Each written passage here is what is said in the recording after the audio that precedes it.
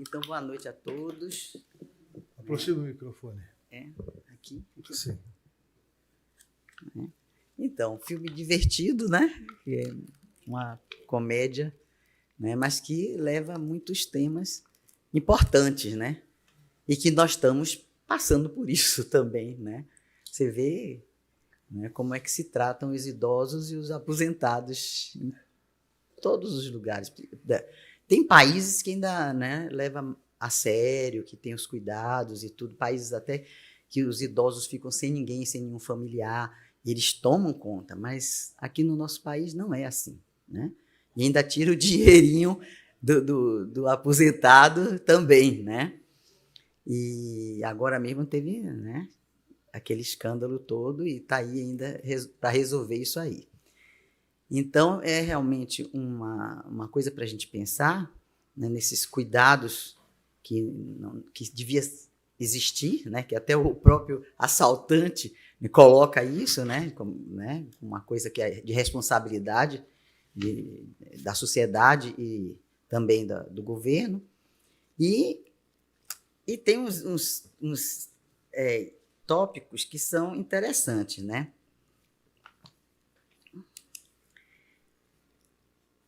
E uma pergunta também, que quando a gente passa por uma situação tão injusta, né, por injustiças, o que é que vem primeiro na cabeça da gente?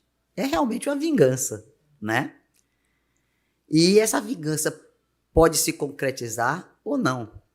A gente pode só imaginar e arquitetar o plano, né, e não parar para refletir e não ter o ímpeto e não agir. E outras vezes pode acontecer.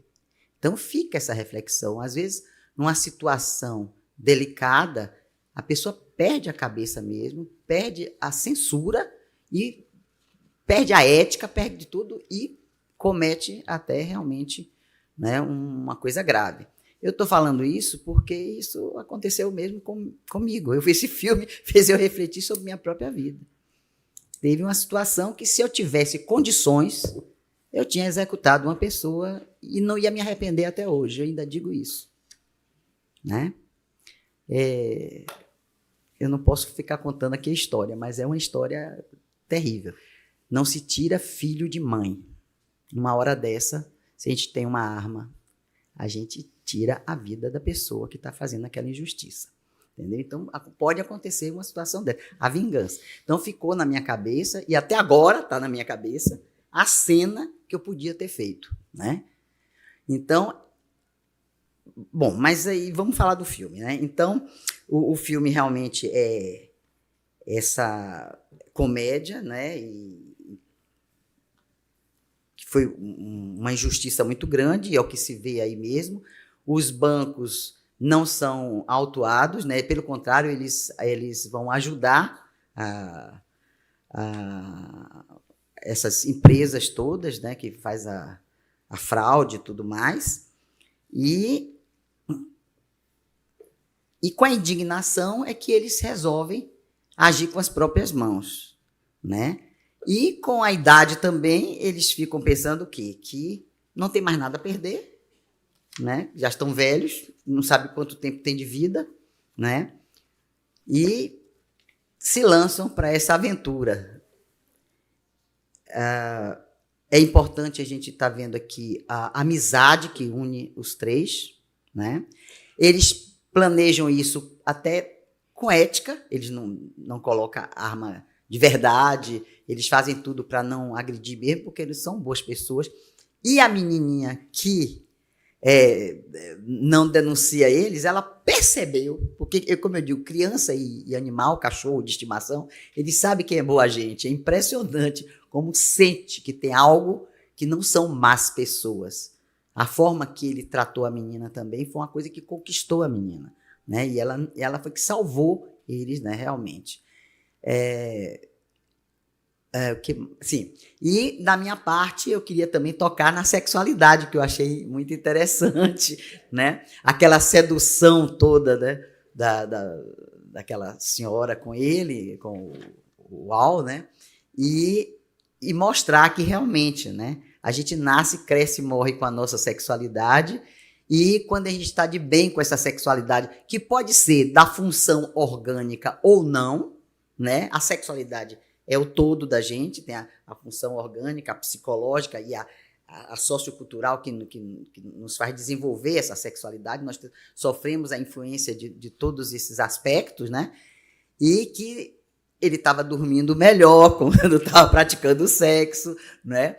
E estava mais bem-humorado. Então, isso é uma coisa para a gente saber que é assim mesmo, né? Que dá bom humor, que sexo dá bom humor, libera endorfina e é calmante, né? Pode tirar ou diminuir os antidepressivos, tá? Porque é uma coisa para a gente também pensar. Então, a gente nasce, cresce e morre com essa sexualidade permeando todos os aspectos da nossa vida, né? Então, é uma coisa sensual da sexualidade na terceira idade, né? A hora que ela vai com ele no mercado, ela passa a mão no bumbum dele e tal. Então, aquilo tudo é muito interessante, elegante. Eu achei super bonitinho o filme, né? E tem isso aí para a gente refletir. Quando uma coisa dessa, uma injustiça dessa, né, cai sobre nós, a primeira coisa que a gente pensa é se vingar. Agora, aí a gente tem que ter calma, ver como é que está o nosso estado emocional para poder saber se vamos fazer uma coisa, qual é o tipo, inclusive, de vingança que a gente pode fazer. Eu, como sou escorpião, e vocês sabem, né, que eu estou é vingativo. Eu digo sempre, a minha vingança é educativa. Eu espero na esquina, assim, ó. Eu te disse. Eu espero o mundo dar volta mas não vou fazer o mal que a pessoa me fez, de jeito nenhum. Porque agora eu penso, estou calma e estou mais ou menos normal. Mas a gente espera na esquina, viu? A gente espera mesmo. Então, é uma coisa para concluir aqui, não tem assim... São pessoas que ficam lutando mesmo por justiça, né? E pode ser de uma maneira, né, realmente que possa prejudicar ou não os outros. Eles queriam, né, que eles fossem vistos de outra forma e com mais justiça, né? Mais alguma coisa assim, vocês podem perguntar. Deixa eu ver se tem mais alguma coisa aqui. A amizade foi muito importante. Tem uma coisa que eu não sei se vocês concordam, não sei, você, Vime, que gosta de cinema também, mas os filmes americanos sempre mostram assim uma coisa dos poderosos, dos que têm um cargo importante, uma certa burrice, né? Limitados. Eles mostram essas pessoas como pessoas limitadas. E é o tempo todo fazendo gozação, né? Com o gerente do banco, com os policiais, né? Então, sempre eles mostram uma coisa, eu acho interessante. Nos seriados também mostra muito isso, né? Tem o FBI que chega fazendo isso aqui, só faz bobagem, né? E até os marginais até tiram sarro disso aí, né? E no filme aparece isso também. Tem um filme que quem puder assista, que é A Odisseia dos Tontos. É um filme argentino que mostra mais ou menos isso aí também, né? Foi nos anos 2001, 2002, quando teve a crise na Argentina, com o Ricardo Darín e o filho dele, o Tino Darín, que também sofrem um golpe desse, eles põem o dinheiro no banco, como o plano Collor aqui também, que no dia seguinte o dinheiro é todo confiscado e eles vão atrás e também arquitetam um plano para rever a grana, né? E é muito engraçado também. É uma comédia também, muito interessante. Então, é isso que eu tenho para falar, né? Desses tópicos da vingança. Deu certo, né? Foi uma coisa que terminou dando certo. E com justiça, né? Eles procuraram fazer esse plano todo, mas eles não fizeram mal. Pelo contrário, fizeram bem para muita gente, né? Então, final feliz. Final feliz. Brito, fica à vontade. Vamos assumir parte da terceira idade, né? Pôr um óculos para ajudar. Bom, boa noite a todos aí. Mais uma vez, Wimmer, obrigado por essa oportunidade de estar aqui, né? Revendo, como disse o Wimmer, algumas pessoas. Eu estou tendo o prazer de vir aqui pela terceira vez, então vamos lá.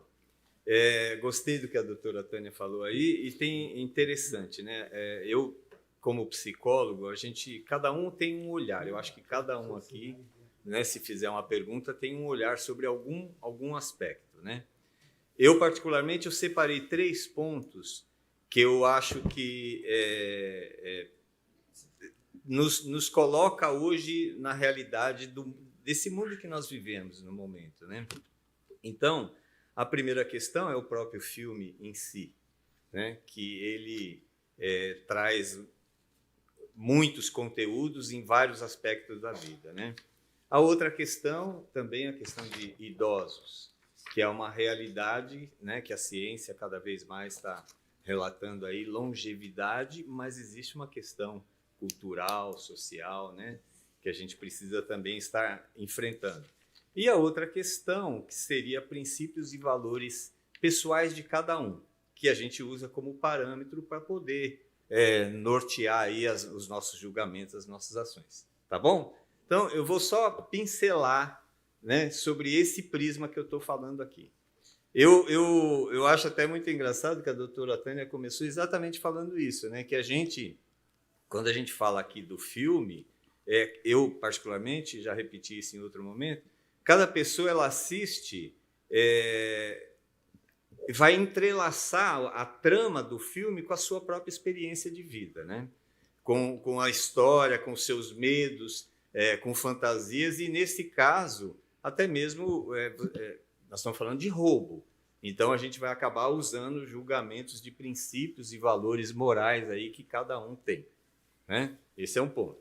Agora, se a gente pensar no filme como ficção, né, e eu gostaria de olhar para ele como uma ficção, porque o cinema realmente, e o Jung, que é o meu teórico aí, ele sempre fala que a psique humana é povoada por símbolos, né? E o que é interessante é que o filme ele nos permite viver todas essas sensações, todas essas emoções, visual, auditiva e muitas vezes essa parte afetiva, emocional que acaba nos envolvendo no enredo da história, né?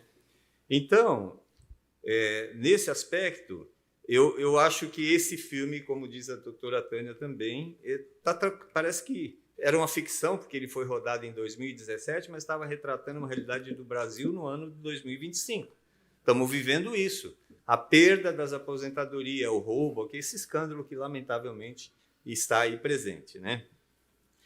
O outro fato interessante é que mostra uma possibilidade de rendição à realidade, né? Que, no caso deles, é idade avançada, a inexperiência com roubos, né?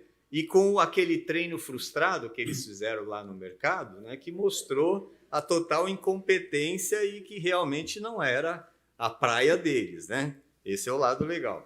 E outra coisa coincidente, esse senhor Jesus Garcia, que era o mentor, né, o coach lá deles, ele usava como fachada a empresa de resgate de cães, né? Então, se a gente pensar... Não olhando aí por esse lado, né, nem de ético, nem moral, nem que um erro justifica as ações, mas esse cara, ele foi o primeiro que o Joey viu no assalto do banco. Depois, no final, é que a gente vê que ele é que estava lá roubando, né? Então, esse é um outro detalhe bem interessante. E aí, não entrando nem em questões legais, nem ética ou moral, a gente pode enxergar esse método que ele usou, muito eficaz, que é utilizado no mundo corporativo, né? Para quem é do mundo corporativo e trabalha aí com um processo de melhoria contínua, tem uma coisa chamada PDCA. O que significa isso? Planejar, fazer, verificar e agir, né? Então, é muito interessante que o treinamento que o mentor lá fez com eles é exatamente isso. Eu acho que daqui a gente tira uma experiência para a nossa própria vida, né? Eu fiquei muito feliz com o cenário hoje, que eu vejo que aqui tem várias pessoas novas, mas tem muita gente também já indo na direção da terceira idade. E aí nos coloca diante de outra realidade, que é a gente aprender a lidar com a realidade, com o dia a dia conforme ele surge. Esse é o nosso grande desafio na vida, né? Então, se a gente pensar que as coisas que a gente viu lá no filme, por exemplo, né? O caso aí da feira lá da caridade, que é a camiseta amarela, né? A feira da caridade. E eles usaram como um álibi perfeito para cometer um crime. É uma coisa um pouco antagônica, mas, na verdade, né? Olha lá, os cavalheiros fazem isso por caridade. De uma certa forma, lava a consciência deles sobre a atitude do erro que, num primeiro momento, eles não eram favoráveis. Eles tiveram que romper com valores pessoais, com crenças, né? Até mesmo ali abalou a amizade. Para quê? Para poder, né, decidir uma causa maior. Então, acaba assim, o erro justificou, né? Ficou justificado. Então, essas seriam as 3 coisas que eu vi sobre o aspecto do filme. Quando a gente fala agora sobre idosos, né, existe essa conexão da figura do idoso e com os conceitos estereotipados que a sociedade tem. Né? Em alguns momentos a gente percebe isso no filme, né? Olhando para o idoso, tirando lá aquele mais velho que confunde cocaína, que está, acho que numa etapa, né? Numa etapa um pouco mais avançada. Eu, inclusive, em algumas oportunidades que eu atendi pessoas com idade mais avançada, né? E às vezes eu sentia o medo, a dificuldade da pessoa de começar a lidar com a realidade que vai se revelando, né? À medida que o relógio caminha para frente, como dizia o poeta Cazuza, né? O tempo não para, então a gente vai lá para frente. Então eu costumo dizer o seguinte, que a terceira idade, eu divido ela em 3 etapas. A primeira infância, né? Que é quando você põe o pé na terceira idade, vai até uns 69 anos. Depois você passa para o período da adolescência e juventude, que vai de 70 até 80. Aí sim chega a velhice. A partir dos 80, você começa, né, pensar na velhice. Aí você fala assim, puxa, mas no fundo, a gente olha para os 3 personagens e você mais ou menos via isso, porque eles não falaram a idade. Mas dá para a gente perceber que eles estão mais ou menos nessa faixa, né? O que é o mais novo, que é o que casou, o Al, até sexo ele ainda fazia, né? O outro, lá num determinado momento daquela conversa deles lá na sala, ele diz, não, eu lembro como que era, eu ainda consigo me lembrar. Ele fazia sexo 3 vezes. 3 vezes, 3 vezes. Aquilo ali foi... Essa é demais. Então, esse é o outro lado, né? À medida que a gente vai enfrentando e a velhice ela vai caminhando, né? Uma coisa também que a gente vê muito, né? Os papéis sociais dessa idade avançada, né? Que é o que a gente viu no filme. Ele é o avô que cuida dos netos, fica jogando com os amigos, né? Vai participar de clubes, de associações de idosos. Tem também a questão das perdas de entes queridos. É a hora que você começa a dar adeus para aqueles que estão mais próximos, né? Todos eles, aparentemente, eram viúvos, né? Cadê as esposas? Não apareceu. E a outra coisa, esse distanciamento, ao mesmo tempo, o resgate de valores humanos, né? Que é a família. Um que sofria porque a filha e a netinha estavam lá em outro estado, o Joey, que dava a vida dele, o dinheiro dele, para poder ajudar na criação lá da neta, que ele era apaixonado. Isso tudo é muito bonito. Isso são valores que, lamentavelmente, parece que está se dissipando na nossa sociedade e no mundo de uma forma geral, né?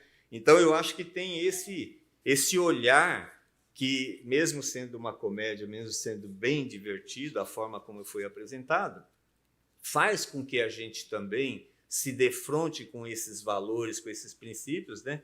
E começa a lembrar dessas coisas que são agradáveis. Eu mesmo perdi um tio que, para mim, ele estava assim, dentro dos 3 tipos ali, ele estava mais para o UAU, né? Ele ficou viúvo durante 20 anos e voltou a namorar como um adolescente. Morreu aos 93, como disse a doutora Tânia. Rejuvenesceu e foi até os 93 anos. E ele tinha uma frase que eu uso até esse momento assim, para deixar uma homenagem póstuma, que ele dizia assim, que a vida nos apresenta sempre desafios. Um dia eu ganho, outro dia eu perco. Mas é assim que eu vou vivendo e vou levando a vida, porque ele adorava viver, que viver era estar junto da família, dos amigos e daqueles que você ama. Então, eu acho que toda a trajetória humana ela é marcada por ganhos e por perdas, né? Então, se a gente pensar, por exemplo, que a gente vai tendo perdas em vários aspectos, né? É a visão, é o caminhar, a agilidade, né? A gente viu isso lá na dificuldade deles, né? O desastre que foi a agilidade para roubar, para poder fazer as coisas. Atividade física, né? O agachamento, tudo é muito difícil. Então, tem várias perdas que vão acontecendo na medida que a gente vai caminhando, mas que, na verdade, traz a idade um pouco mais avançada, ela traz um outro lado, que é você também ampliar um pouco mais o seu lado humano, você ser um pouco mais compreensivo. Você tem ali 3 tipos de personalidades. O Al era o rabugento entre os dois, né?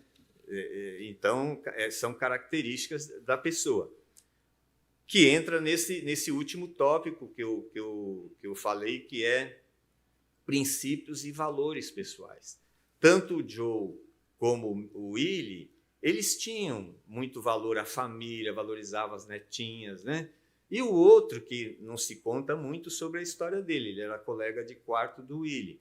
E ele mesmo, talvez aquela rabugice, aquele jeito mais encrenqueiro, talvez seja por causa disso. Parece que faltava um elemento que seria, né, alguém da família, né, que se manifestasse ali.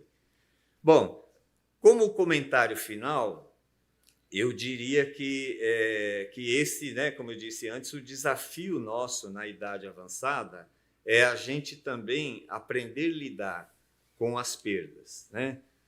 Mas, ao mesmo tempo, a gente também alimentar a esperança, o otimismo e ter atitudes de pensamento positivo. Isso vai fazer toda a diferença, né? Se a gente nos apropriarmos aqui de umas áreas do Freud, que ele desenvolveu uma teoria muito interessante que ele chama de princípio de prazer e princípio de morte, ou pulsão de morte.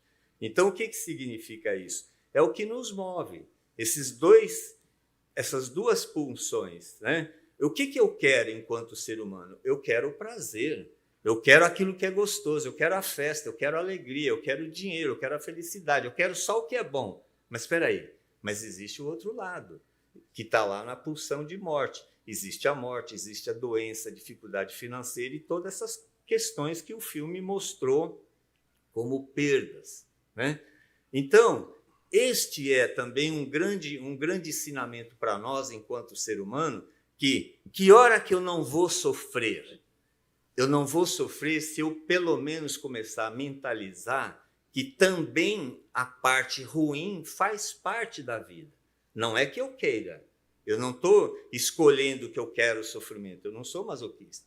Mas se, de repente, me surge um obstáculo, eu vou lidar com ele. E eu não vou negar que ele existe. Aí eu vou escapar de estar com muita depressão, viver muito ansioso, né? Porque eu fico numa constante resistência de querer não aceitar a realidade. Então, eu acho que esse também é um outro grande ensinamento. E o que é legal, assim, que esse filme ele nos traz aquela conversa, né, para finalizar, aquela conversa dos 3 ali na ponte, né? Depois da obra concluída, de toda a experiência que eles vivenciaram, e terminou bem, né? O Al chega lá reclamando que estava com o rosto doendo de tanto rir, de tanta alegria, né? Coincidentemente, depois que ele descobriu o amor, né?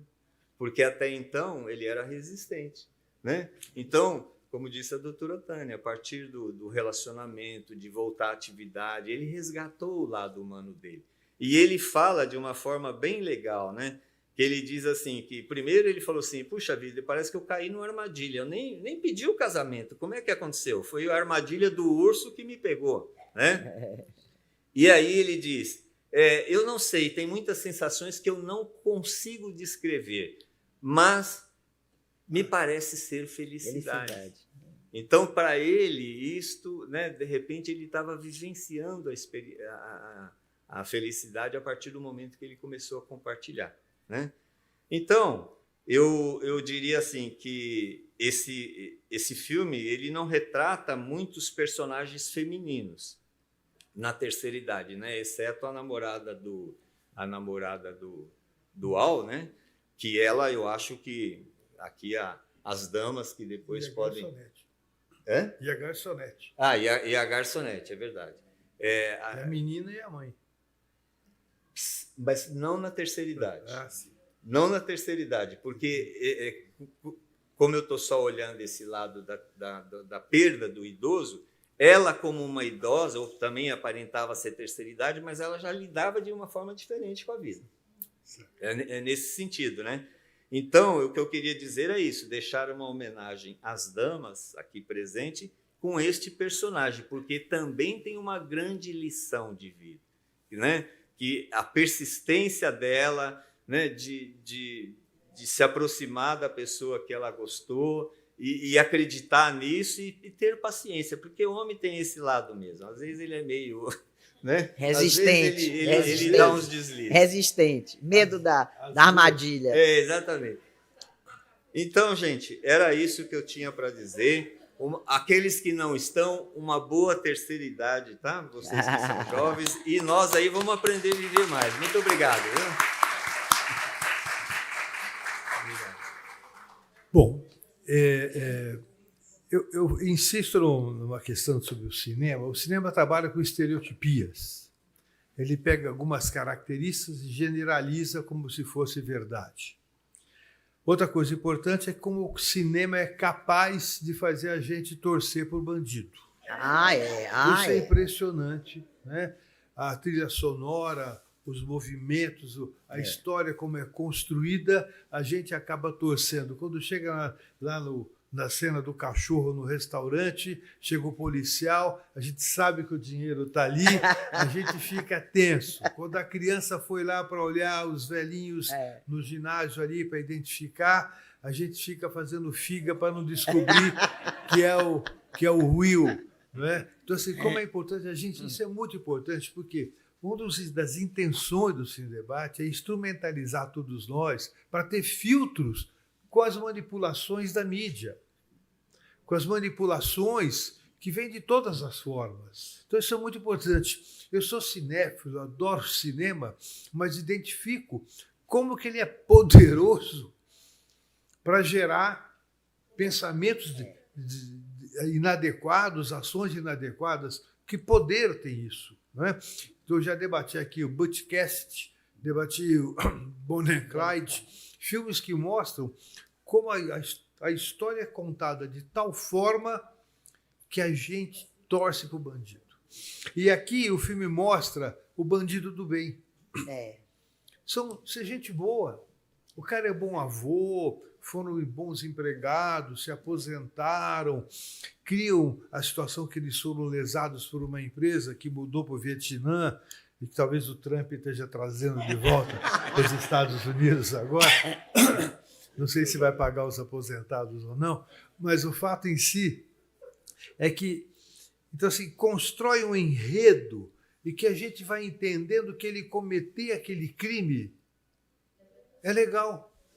Ele é bandido do bem, ele compreendeu a menininha ali, a menininha compreendeu e teve reciprocidade com ele, mostrando que gentileza gera gentileza, né? Isso é muito importante. Então, o mais importante é isso, olhar. O que eu vejo no noticiário, quando eu assisto um Datena no fim da tarde da TV, eu começo a achar que todo mundo é assaltado toda hora, que ninguém pode sair e que não sei o que lá. e muita gente sai e não acontece nada.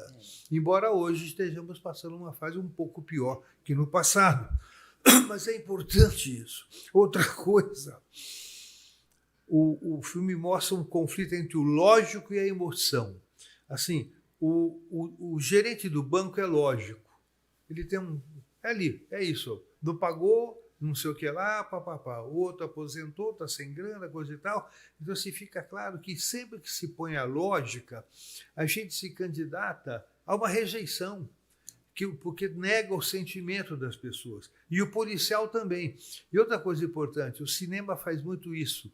Ele glamoriza o bandido, glamoriza o assaltante e ironiza a polícia como como incapaz, burro. O policial não pode ter cachorro porque trabalha muito, tem uma gastrite, não é? Não pode, não tem lactose lá, não pode tomar café, é uma vida infeliz, não é? Então, assim, ele cria estereotipias.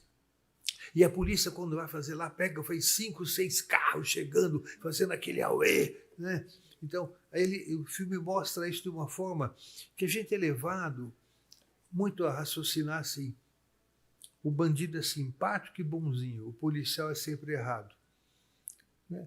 Então é importante a gente perceber como isso é passado para a gente e como a gente cria, se identifica com o personagem. De alguma forma a gente identifica com a personagem que foi para o lado do bandido aqui, porque todos nós, de alguma forma, somos vítimas. A gente é vítima de banco mesmo, tem que pagar boleto, cartão de crédito, né? A gente é vítima de aposentadoria, etc.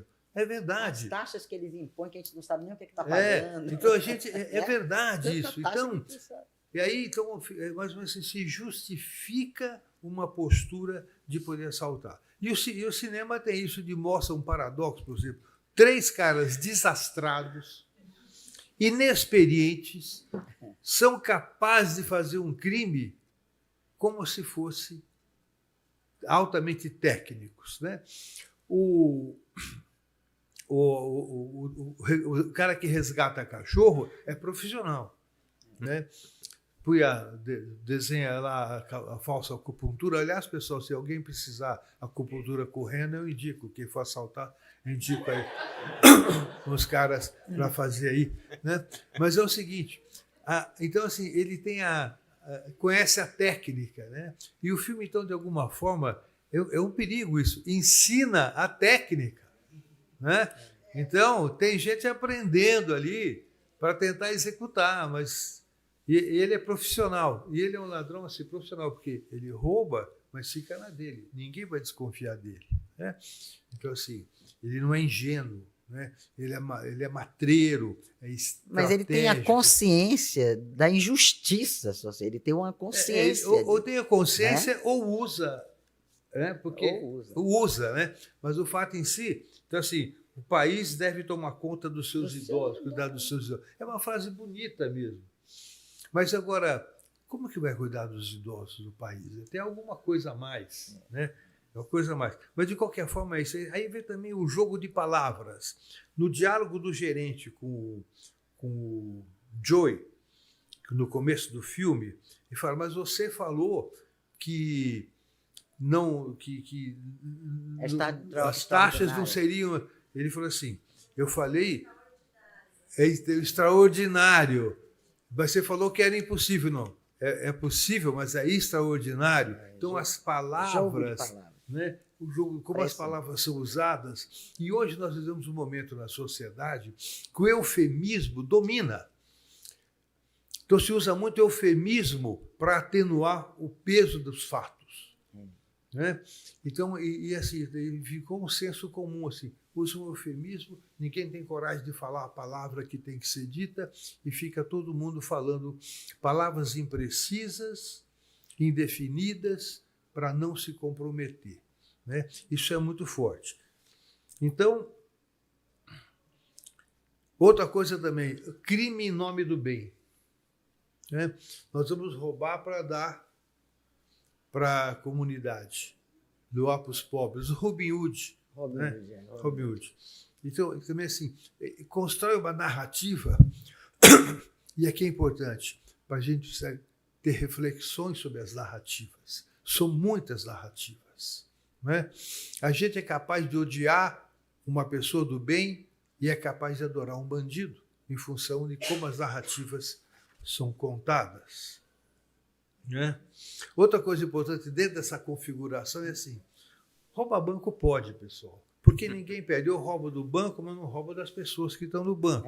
E também tem isso importante, porque você roubou o banco, a seguradora cobre. Né? Então tem uma mensagem aqui mais ou menos assim, que pode roubar do banco, mas também tem uma outra mensagem do banco. Dizem as más línguas que 2 banqueiros... Mas tinha uma mensagem também antiga aqui no nosso país, que era assim, né? Não vou falar o nome, né, para não entrar na questão, mas assim, um político que ele rouba, mas ele faz. É mais ou menos o que acontece aqui. Os fins justificam os meios. Então, isso é importante. Então, mas assim, diz que 2 ladrões se encontraram uma ocasião. Estou cansado de roubar, rapaz. Você também? Eu também estou. Então, vamos abrir um banco. Isso é uma piada, pessoal. Não é o que eu concordo, mas é uma piada que não pode perder a chance de fazer a piada. Né? Isso é boa. Mas então, que mais? Tem a ver com o Brasil também. O café está caro lá, né? O café Só falta cobrar espuma. Né? E tem um certo otimismo do nosso Joe que fala assim: no fim sempre dá certo. Né? Aí entra uma coisa importante a mais para a gente refletir, que assim, quando a pessoa não tem mais nada a perder na vida, ela pode fazer qualquer coisa. Então, muitas pessoas que cresceram sem vínculos afetivos, sem respeito, elas se dão o direito de fazer qualquer coisa, inclusive matar e roubar. Se minha vida não vale nada, eu não tenho valores, eu não tenho vínculos, não tenho pessoas que se preocupam comigo, com pessoas com quem eu possa me preocupar, eu posso fazer qualquer coisa. Então, como é importante refletir nas nossas relações, que é preciso criar vínculos afetivos. Porque eu me lembro quando eu era adolescente uma vez, fui para Peruíbe com um grupo de amigos, e a gente resolveu, tudo bêbado, ir para a praia pescar, jogar picaré. Aí eu lembro assim que minha mãe tinha dito: filho, se beber, não vai à praia de pescar à noite. Aí meus amigos estavam indo, eu falei: não vou. Todo mundo brigou comigo, mas ninguém foi. Né? Muito importante, porque eu tinha um vínculo afetivo com uma mãe que me dizia: filho, não vá correr risco à toa. Né? Eu tive coragem de ser o chato, né? Porque eu era o menos bêbado da turma. Então, assim, eu tive a coragem de não ir. E aí eles ficaram bravos comigo. No dia seguinte, pensando, ficou tudo bem. Mas é importante, você tem vínculos afetivos por causa que minha mãe pode sofrer, por causa que meu pai pode sofrer, por causa que meu filho pode sofrer, eu deixo de fazer algo que é perigoso, que é ruim e que é mal para os outros. Então é preciso cuidar muito dos vínculos afetivos. Né? Então é importante a gente falar disso. Né? Bom, o que mais?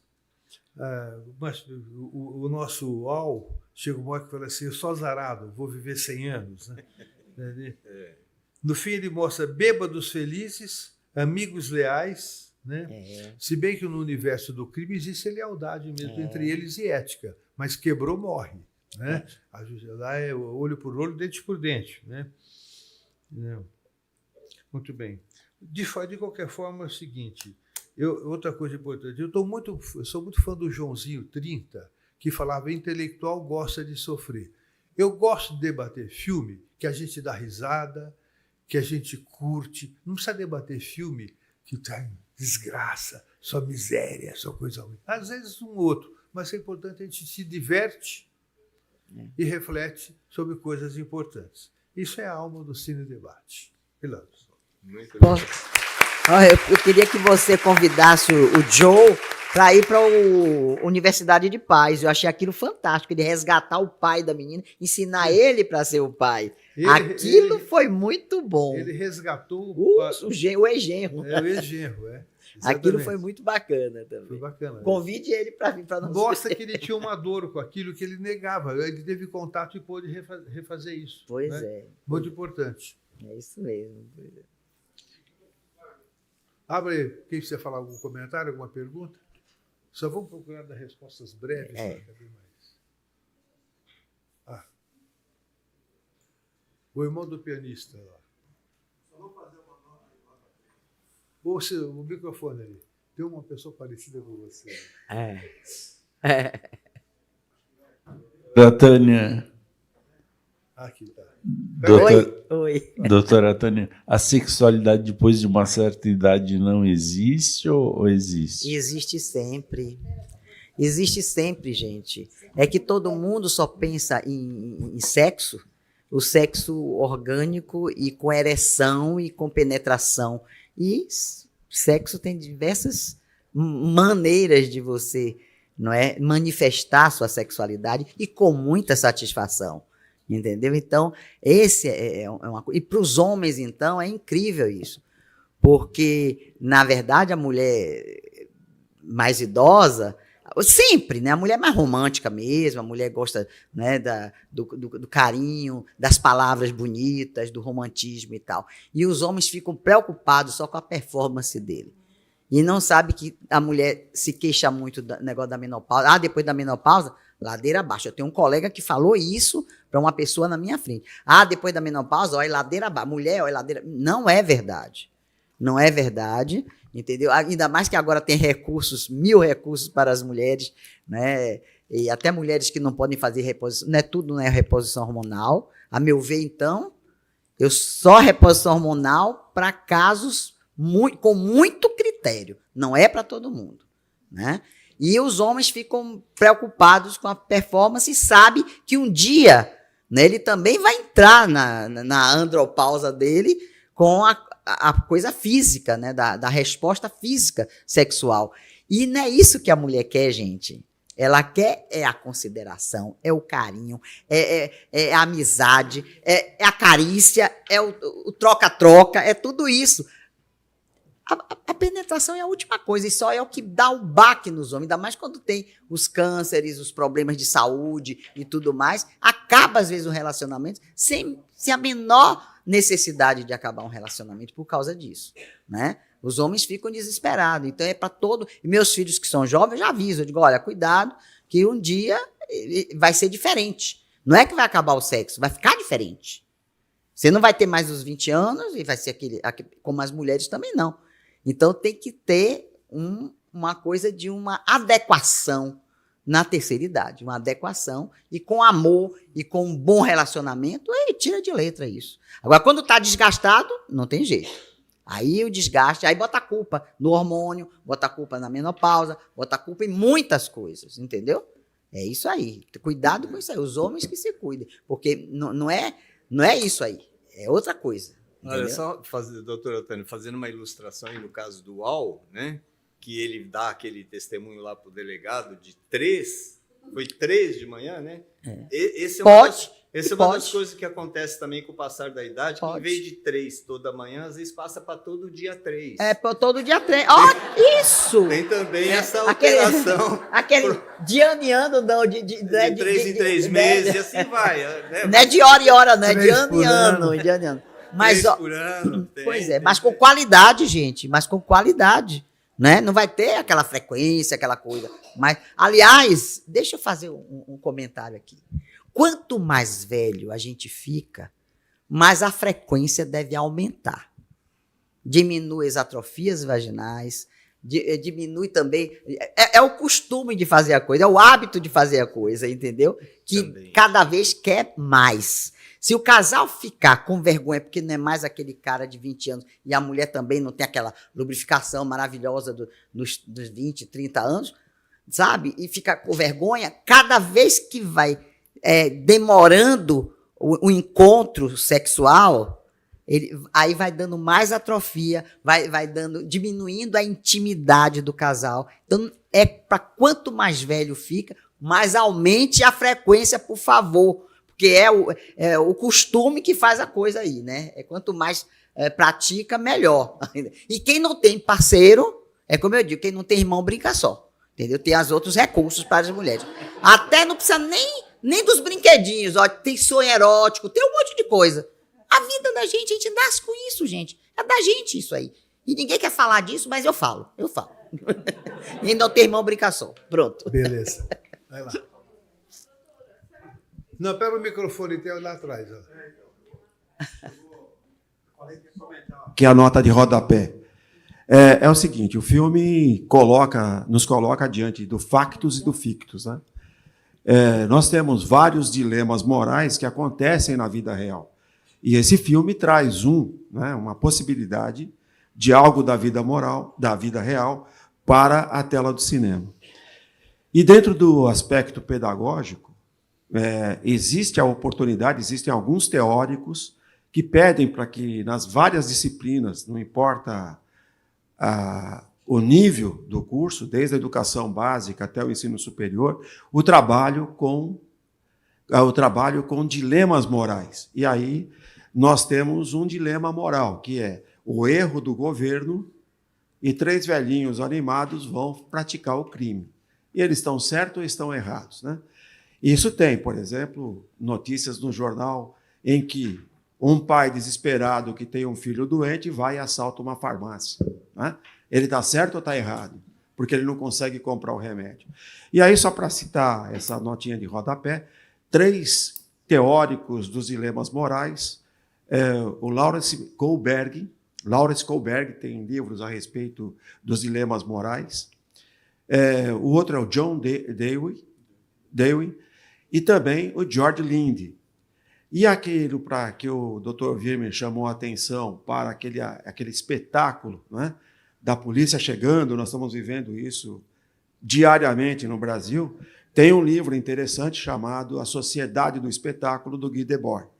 Então, o filme traz vários outros aspectos para serem tratados, como sexualidade, amizade, lealdade, honestidade. Mas o foco central do filme é um dilema moral. O governo erra e o cidadão vai e comete um crime grave.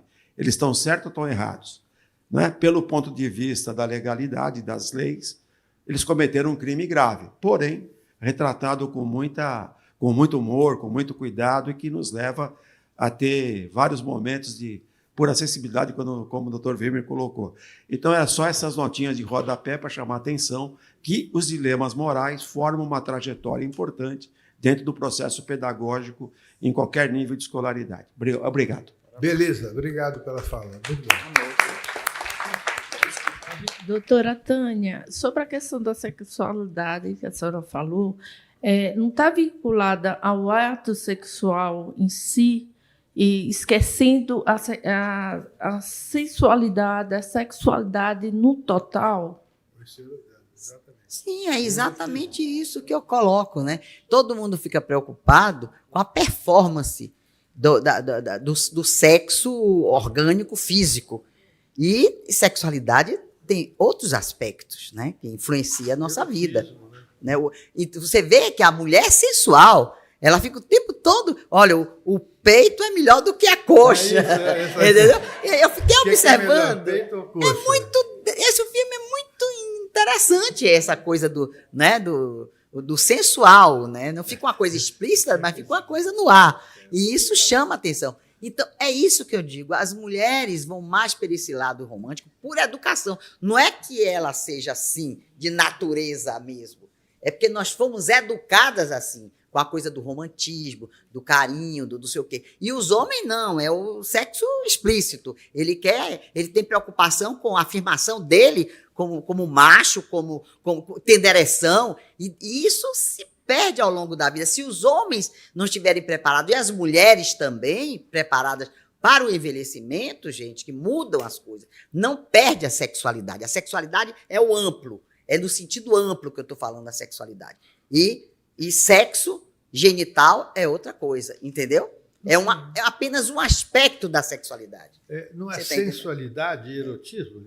Hein? Sensualidade, sensualidade, tá dentro erotismo. da sensualidade, né? O erotismo Sim. voltado no total, né? Eu falo assim, não é questão, porque o homem se preocupa muito com o ato. Com o ato, exato. O Nadir falou, né? Eu faço 3 vezes ao dia, né? Uma vez na semana, então fica na contagem, na produção, e esquece essa sensualidade. Eu acho que o sexo no idoso, eu acho que tem que ser levado nesse lado, né? Não só no ato. Mas nesse total, mostrando, valorizando esse lado. Olha, Em cada todo sentido. pessoa vai levar essa sexualidade do seu jeito, né? Cada um vai vendo aí. Mas eu só estou falando aqui porque acontece muito, né, separações na terceira idade por conta da culpa dos hormônios, da culpa do câncer de próstata do homem, e essas coisas que é só o casal se adequar, gente. Se tem amor, se tem uma convivência boa, um relacionamento afetivo bom, entendeu? Não é isso que vai acabar o casamento, entendeu? E geralmente tem acontecido, e meu consultório está cheio disso, né? E tem mulheres que cobram mesmo dos maridos isso, entendeu? É porque ele não quer se cuidar, aí tá vendo minha parte, não quer ver minha parte, ele não está se cuidando, ele não vai no médico, não vai ver uma orientação médica para a sexualidade do homem que está com algum problema de saúde, entendeu? E tem homens que ficam com vergonha e se esconde, não é? Mas não é nem o que a mulher quer, não é isso. A mulher quer o carinho, a atenção, né? E manter esse vínculo erótico até, entendeu? No casamento, manter isso aí. A brincadeira, fazer outras formas de prazer, outras formas da brincadeira sexual, porque é uma brincadeira, né? Levar aquilo como uma coisa lúdica, né? O sexo é lúdico. Né? Durante o tempo eu dei aula numa faculdade de terceira idade. Eu ainda não estava na terceira idade. E lá tinha algumas senhoras de 85, 90 anos. Eu nunca ouvi tanta piada suja. Foi quando eu mais aprendi piada suja na minha vida, sabia? Olha só. Interessante. Eu tenho casais no meu consultório, bem de 80 e tantos anos, que transam mesmo. Eu tenho no meu consultório casais, ela com 85, ele com 87, e que transam. Ele diz que não toma remédio nenhum, né? Mas não precisaria mentir para mim, porque eu sempre deixo aberto. Mas, entendeu? Tem casais que conseguem ir adiante sem precisar de muita coisa. Mas a sexualidade, como eu disse, a gente nasce, cresce e morre com isso aí. Vamos falar uma pergunta. Aqui. Não, lá atrás. Tá. Fala aqui. É mesmo? Minha pergunta é para o Dr. Vilmer, né? Fala mais hoje. Não sei se o senhor sabe, esse filme é uma refilmagem de um filme antigo de 79, né? Cujo final não é feliz. E em relação ao que você está falando da glamorização dos bandidos, dessa coisa, não tem a ver com a linguagem do cinema de se você retrata o bonzinho, nunca é tão atraente, porque o bandido ele quebra a normalidade, né? Tem a disrupção da coisa. Então, talvez por isso que, em termos de história, de estrutura, para atrair o bandido, sempre vai ser mais interessante no cinema, né? A vida normal não tem o mínimo interesse para o cinema, para a arte, né? Na verdade, teve uma peça que passou no Canal 2 dos anos 80, por aí, que era com Marco Nanini, que era a história do Van Gogh. E o Van Gogh se tratou. Então ele não virou um pintor, ele era um escriturário que viveu sem a mínima importância na sociedade, né? Então é o seguinte, então era o senhor Van Gogh, não era o Van Gogh que a gente conhece. Então assim, eu também faço uma piada, por sinal eu estou pagando a conta dela, que é o seguinte, o Aquiles, da mitologia grega, se soubesse que o calcanhar de Aquiles dele era o ponto fraco, ele ia para a guerra de bota. Não tinha morrido e não tinha ficado famoso por causa disso. E eu, por descuido, rompi o tendão de Aquiles há 2 meses também. Mas essa é outra história. Mas então, assim, é isso aí. A vida normal não gera filme, não gera interesse. Mas, de qualquer forma, a gente precisa aprender a lidar com isso. Porque, por exemplo, nós percebemos aqui uma apologia ao uso de maconha. Os Zanito fumaram maconha e ficaram numa boa. Mas agora tem os canabidióis e tal, que tá na onda agora. O canabidiol é diferente, mas assim, eles fumaram uma maconha lá, saíram no carro todo divertidos, etc. Então, tem uma apologia à droga muitas vezes. Né? Então, o cinema, ele ele tem mensagens, ele faz intriga, ele joga pessoas contra pessoas. Então ele faz isso. Agora a gente precisa ter filtros para curtir o filme e não sair fazendo. Passou aquela série Adolescência há pouco tempo, teve muito debate. Eu, nos debates, falei, eu não dou um ano, vai ter gente fazendo crime igual. Não passaram-se 2 meses, já aconteceram 2 crimes iguais. Não é? Então é o seguinte, o cinema sensibiliza. A gente precisa Para o bem ou para o mal, né? Para o bem. Precisa ver o filtro contra a manipulação da mídia. Porque ela tem outros interesses, muitas vezes. Eu queria só um gancho no que o rapaz falou aí, olhando pelo olhar do Jung, tá? Que é o meu teórico. Existe, quando o Jung fala dos arquétipos, que todos nós somos portadores de arquétipos, né? Que está no nosso inconsciente coletivo. Tem 4 que são extremamente importantes, mas tem um deles que se chama sombra, né? Então, isso que você falou, eu acho, olhando pelo olhar do Jung, assim, se eu perguntar para algum de vocês aqui, você teria coragem de matar?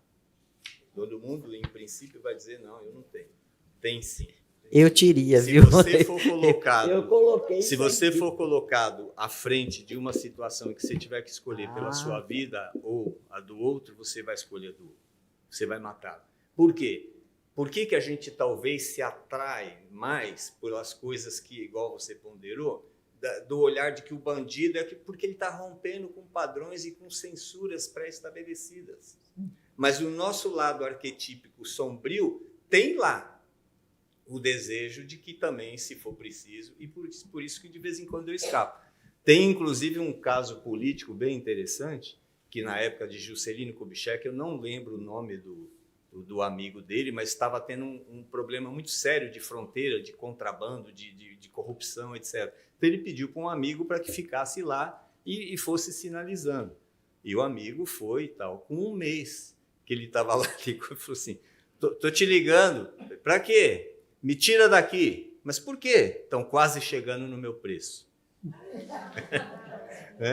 Então, é um jargão de uma piada assim, esse potencial, assim como tem do amor, como, né, essa questão toda que foi muito bem colocada aqui, talvez o que falta nessa sociedade hoje, e às vezes é isso que os filmes eles provocam na nossa mente, né?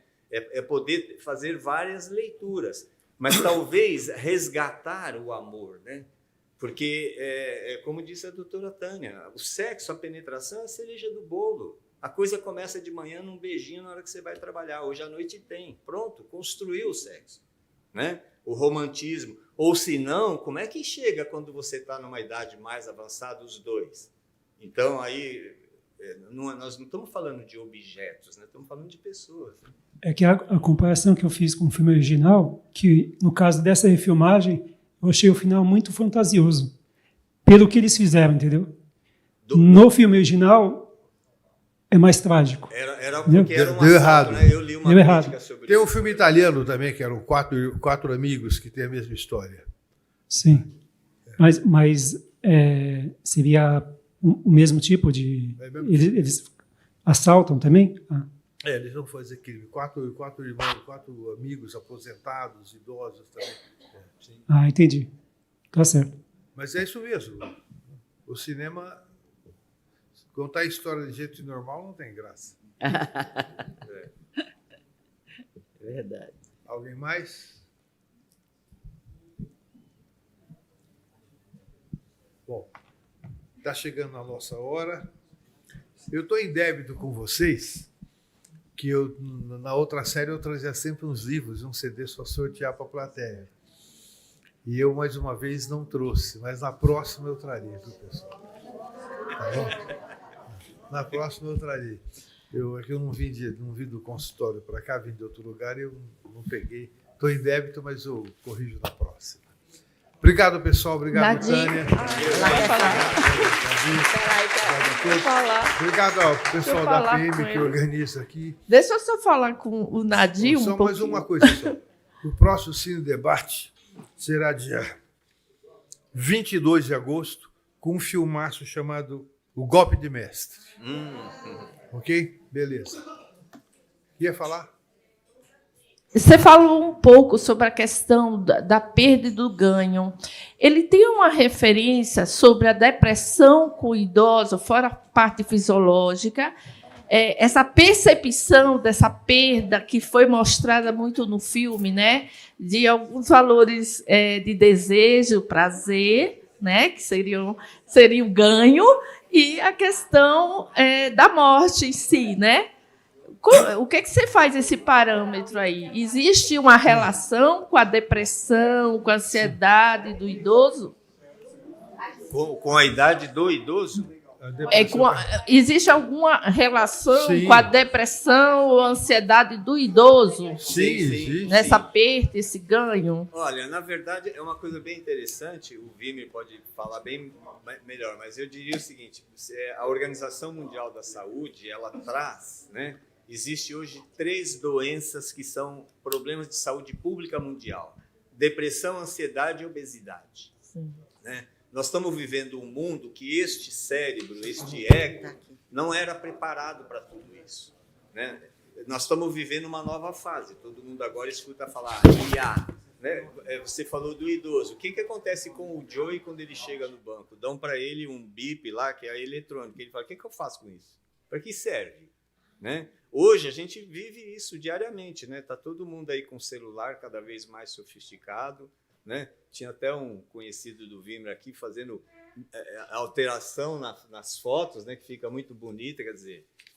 E só que o cérebro humano, a nossa natureza humana, é o mesmo de milhões de anos atrás. Né? E hoje você está sob uma pressão muito grande em vários aspectos.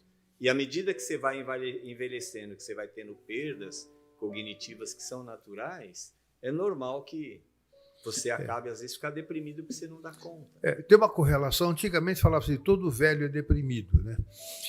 O velho piora tudo. Se te confundia senilidade com senescência. Né? Senilidade é uma coisa, senescência é outra coisa. Então, a depressão tem muito com a senilidade. Mas tem muitos idosos que são curiosos, que não têm depressão, etc. Mas muitos estão, mas vão se acomodando na vida, como aquela história da rã, do sapo que você joga numa panela de água e vai esquentando aos poucos, quando percebe ele está frito, está assado, cozido. Não é? E se ele jogado na água quente, ele pula. Então as pessoas vão se adaptando, se acomodando, estão deprimidas e não percebem. E não encontram no meio quem possa contestar para gerar uma mudança. Mas é muito comum, sim. Então, um idoso que é pessimista, desinteressado, etc., possivelmente tem uma depressão, um antidepressivozinho faria diferença na vida dele. Aí, cuidado com a família, gente. A família que eu acho que prende muito o idoso. Eu conheço pessoas, famílias, que os filhos não deixam... Ela não leva a mãe porque está muito velha, porque dá trabalho de sair com a mãe que está idosa. E prende, não deixa as amigas visitar. Eu agora mesmo, há pouco tempo, eu perdi uma amiga minha assim, que ela ficou anos e anos que nenhuma de nós podia me visitar, porque as filhas não deixavam. Se sentem donos do idoso, entendeu? Como se ele não prestasse mais para nada. Gente, não é isso. A pressão social é muito ruim em cima dos idosos, né?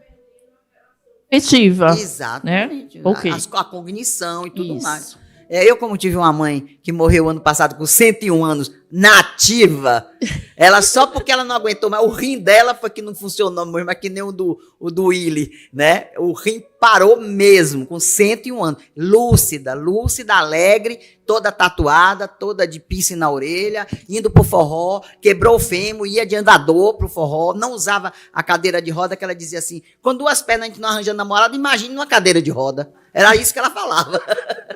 E a Ana conheceu a minha mãe, né, Ana? Obrigado, doutor. Beleza, pessoal. Obrigado pela presença. Até dia 22 de agosto. Tchau.